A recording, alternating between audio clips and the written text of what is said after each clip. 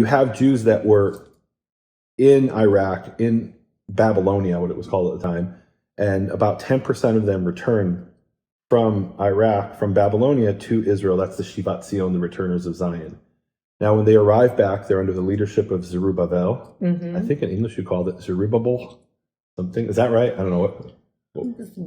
Zerubbabel. Is that okay? So Zerubbabel is the leader there, and he's actually a descendant of the king. And then there's Yeshua, the son of Yehotzadak. Where are we at in the Bible? We are in the book of Zechariah. We're actually in Haggai, Zechariah, possibly Malachi, Ezra, Nehemia. That's where we are. That's what I just wanted to make sure. And then parts of Chronicles. Okay, go for it. Not much of Chronicles, but a little bit of it at the end. My dad would have called him Zerubbabel. Zerubbabel. No, Babel. Zerubbabel. Okay. So Zerubbabel, he comes back with the Jews who return, and they start to rebuild the temple because they've been given permission by Cyrus to return to the land of Israel and to build the temple. Cyrus was the Persian emperor who overthrew the Babylonians. He conquered the Babylonian Empire.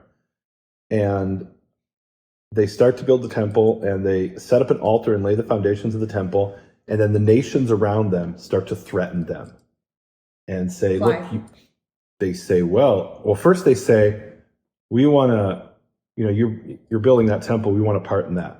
And you have to understand the Middle East, an idea that existed back then and still sort of exists. There's a different concept of ownership than we have in the United States. Okay. There are certain things that are owned publicly, and the way you express ownership over those things is by using them and repairing them. And just to give you an example, the most important church in the entire Christian world, now, when I say Christian world, I mean people who self-identify as Christians, right? Okay.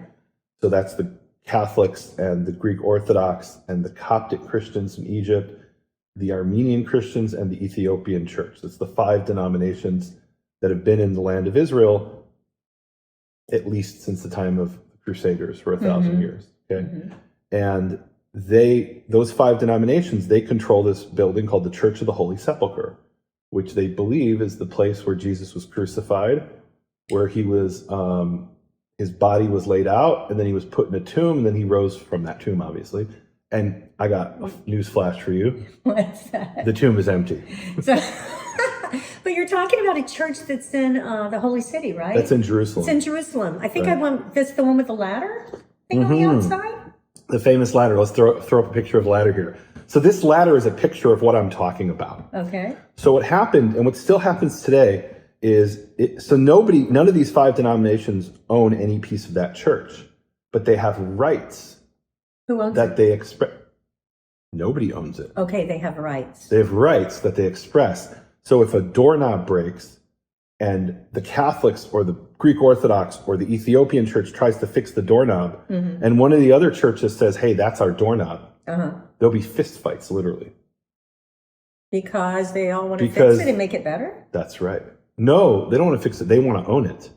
If you fixed, the expression we have, if you break it, you bought it. In the Middle East, if you fixed it, it's yours. You own it.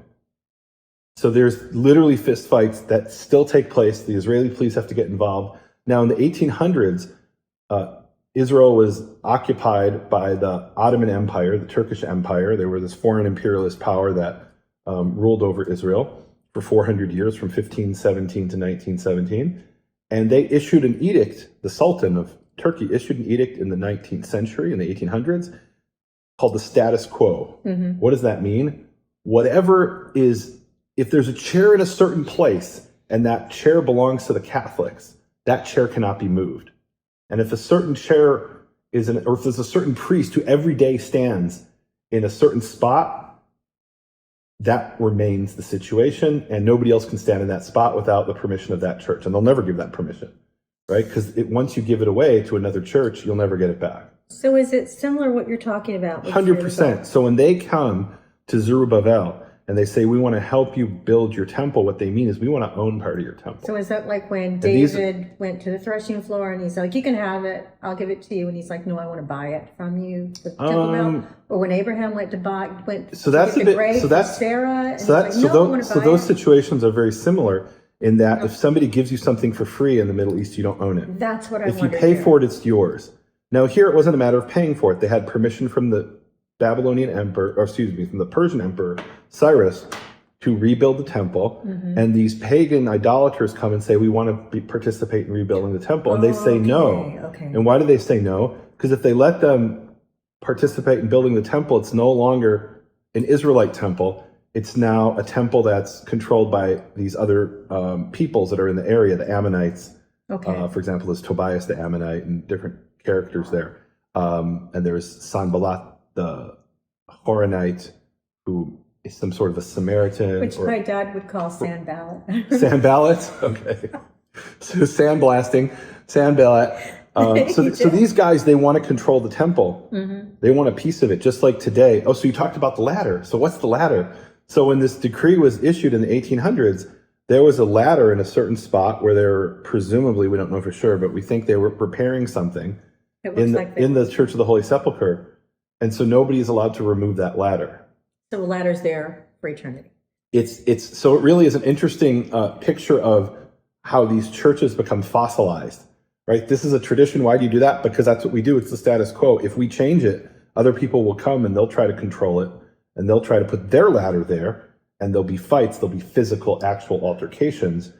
And so this is actually kind of a picture that gives us so why not let these Gentiles participate in building the temple? Right, why not let them? That sounds like a beautiful thing. Come help us. We'll all do it together. Yeah, we'll all worship the same God. The problem was while they may have welcomed the Gentiles to come and participate in the temple, they didn't want it to be a pagan temple. I understand. And the pagans, if they had participated in building the temple, now all of a sudden, wait a minute, we built that door and we want to put a symbol of Molech on that door, right? Because we're Ammonites, right? And we're Edomites, so we want to pick a picture of Kos on that door, right?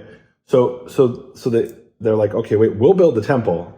Maybe you can be involved later, but this has to be our temple. So they said, I don't want to do it. So that's the background. So these nations come and intimidate them, and although they had the permission of Cyrus, the Persian emperor, there were these nations who were intimidating them and threatening to attack them, and so they weren't able to finish building the temple. What they did was they laid the foundations, and they had an altar that they could bring sacrifices in, but the temple was not built in the original period of Zerubbabel. It was much later, where Zechariah has a prophecy and Haggai has a prophecy, and he says, okay, now in this new period, it was in the time of Darius, they said, okay, you can, not only can, but you need to go build the temple. And they were, frightened by the nations at the time as well, who threatened, there was the United Nations at the time. How dare you? You have no rights to the Temple Mount. You have no, doesn't history repeat itself? You have no rights to that place.